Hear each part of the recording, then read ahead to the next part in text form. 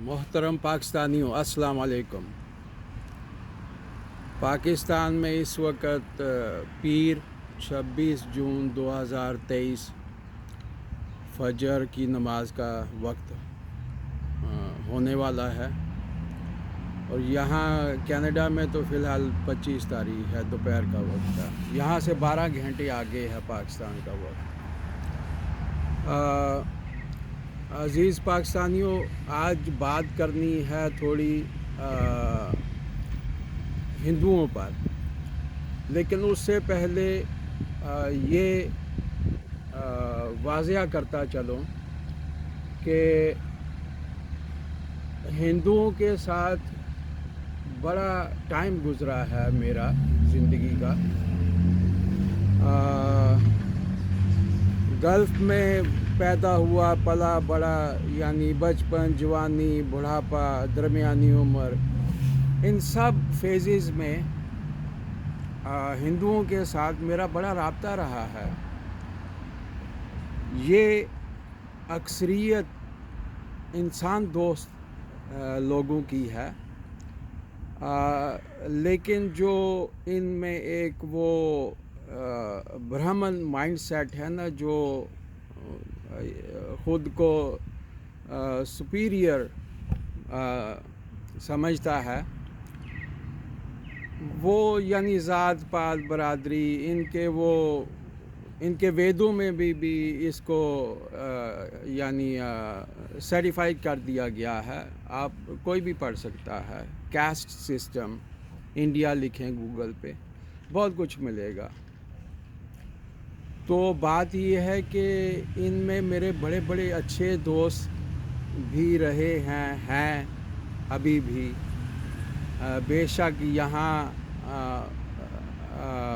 4.5-5 سال یہاں فیملی کے پاس مجھے آئے ہو گئے ہیں، لیکن پیچھے وہاں ہیں اور فون پہ بات بھی ہوتی ہے، اسی طرح پیار محبت ہے آپس میں آج بھی۔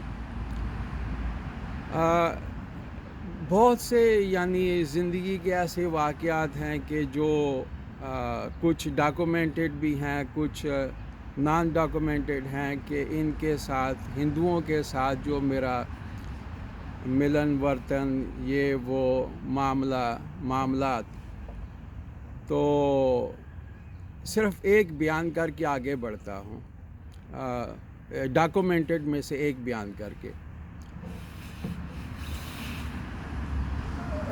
فروانیہ، کویت، شفاء الجزیرہ ہاسپٹل ہے پرائیویٹ، وہاں 15 اکتوبر 2017 صبح 10:30 سے لے کے 11:30 بجے کے ایمرجنسی کیسز جو آئے تھے، وہاں جو کویت میں مقیم ہے پاکستانی بہن بھائی، وہ ایزیلی یہ کنفرم کر سکتے ہیں۔ وہ 1 گھنٹے کے کیسز نکال کے دیکھ لیں کہ جب میرے پاکستانی دوست مجھے سیویئر ہارٹ اٹیک میں لے کر وہ قریب ترین ہاسپٹل میں پہنچے، جو میری دکان سے صرف 3 منٹ کی ڈرائیو تھی۔ الحمدللہ میں صحیح وقت پہ پہنچ گیا، لیکن سیویئر تھا، بڑی تیزی کے ساتھ میرے دماغ کو آکسیجن کم جیسے جیسے ہو رہی تھی، میرا دماغ سن ہو رہا تھا۔ باقی جو پسینہ، وہ اکڑاؤ کندھے میں، گردن میں، وہ کچھ ایسا نہیں کہ ناقابل برداشت تھا، لیکن میرا ذہن سن ہو رہا تھا بڑی تیزی سے۔ بہرحال وہاں پہنچ گئے۔ جس ڈاکٹر نے مجھے فرسٹ ایڈ دی وہ ہندو تھا، مجھے فی الحال اس کا نام یاد نہیں آ رہا، لیکن میرے پاس ڈاکومنٹ پڑا ہے۔ تو میں بڑبڑایا تو اس نے کان میرے منہ کے نزدیک کیا، تو میں نے اس کو پوچھا، جتنی ہمت تھی اس وقت، کہ مجھے کیا ہوا ہے؟ تو اس نے میرے ماتھے پہ ہاتھ پھیر کے بولا، تمہیں ہارٹ اٹیک ہوا ہے، تو ہم تمہیں دے دی ہے فرسٹ ایڈ،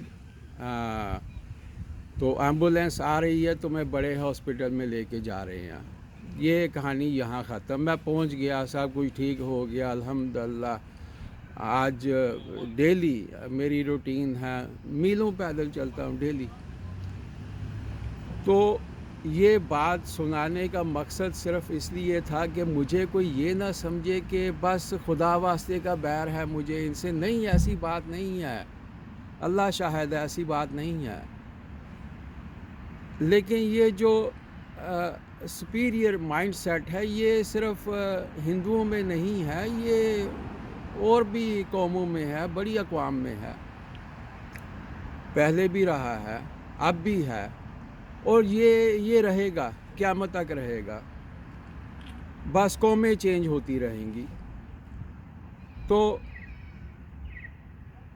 اس کے بعد جو ہے میں اب اپنی اصل بات کی طرف آتا ہوں کہ یہ جو میڈیا پہ بھی 2-4 دن سے چل رہا ہے, پاکستانی میڈیا پہ, عمران خان نے بھی جو 25 کو ایک ویڈیو ریلیز کی ہے چھوٹی سی, اس میں اس نے مذمت کی ہے کہ بھئی جو ہندوستان کا پرائم منسٹر ہے اس نے بولا ہے کہ اسے چھوڑ دو, یہ اپنے بوجھ سے ہی گر رہا ہے پاکستان, یا گر جائے گا, کچھ ایسا ہی اس نے بولا. تو عمران خان نے مذمت کی ہے. بات یہ ہے کہ اس کی تقریر جو جمعرات کو امریکہ میں اس نے کانگریس مین کے سامنے کی ہے, میں اس کو اب تک جو ہے تقریباً 5 دفعہ سن چکا ہوں. ٹھیک ہے, اس میں کوئی نہ کوئی قابلیت ہوگی تو یہ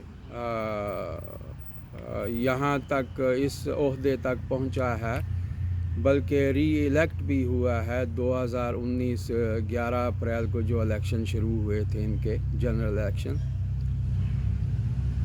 لیکن میرا نہیں ذہن مانتا کہ اس کی جو یہ تقریر ہے تقریباً 1 گھنٹے والی, یہ سارا کچھ اس نے جو اس تقریر میں کور کیا ہے, یہ اس کا مینٹل سپین نہیں ہے اتنا, بلکہ شاید کسی کا نہ ہو کہ 1 گھنٹے میں اس نے ہر ضروری ٹاپک کو کور کیا ہے اپنی تقریر میں. میرے پاس کوئی ثبوت نہیں ہے, لیکن جو بات میں کرنے جا رہا ہوں اس پہ ذرا آپ سوچیں. گوگل پر لکھیں invisible earbuds wireless size, وہ نکے نکے ایسے کان کے اندر ڈال دیے جاتے ہیں, وائرلیس ریسیور آپ ان کو کہہ سکتے ہیں. ٹرانسمیٹر ہڈن ہوتا ہے, وہ وہاں سے فیڈ کیا جا رہا ہوتا ہے, کیونکہ اس کے جو بولنے کا سٹائل ہے نا, میں ان کاموں میں پروفیشنل نہیں ہوں, لیکن اس کے جو بولنے کا سٹائل ہے نا, ایک لائن کر کے بولنی, آرام سے, دھیمی سپیڈ سے, آہستہ آہستہ, پوری تقریر میں اس کا یہی سٹائل رہا ہے. تو کیا یہ ایسے نہیں ہو سکتا؟ میرے نزدیک کیوں نہیں ہو سکتا؟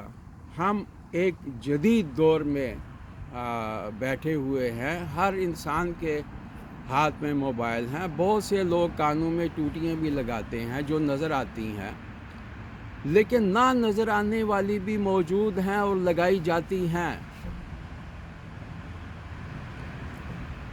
یہ اب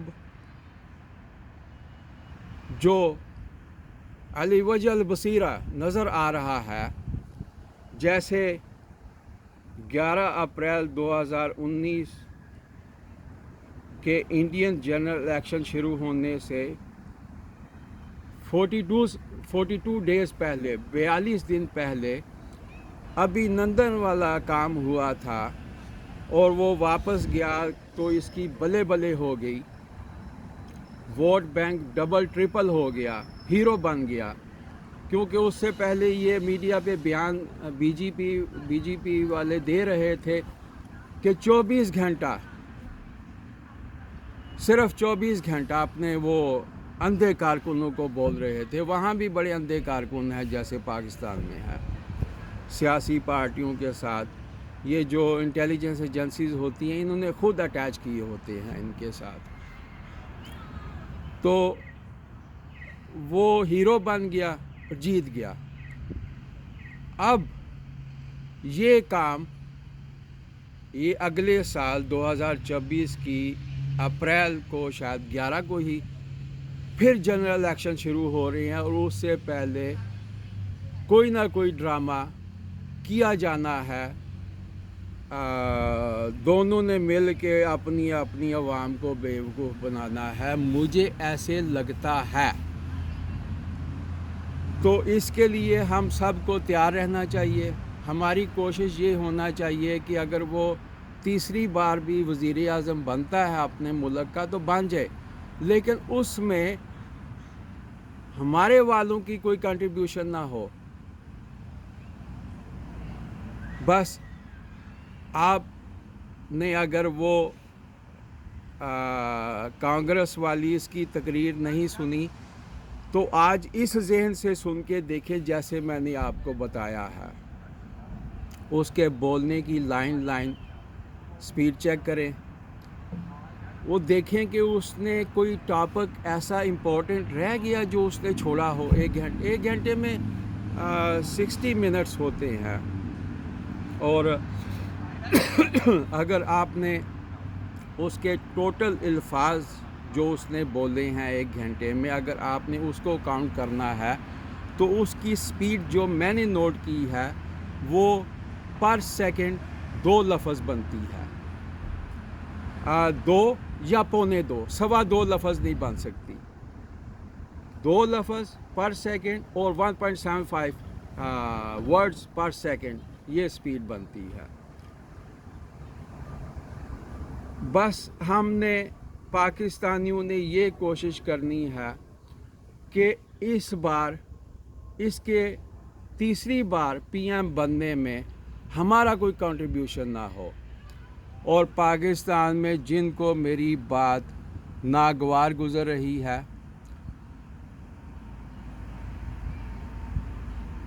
ان کو اللہ ہدایت دے۔ آمین۔ اللہ حافظ۔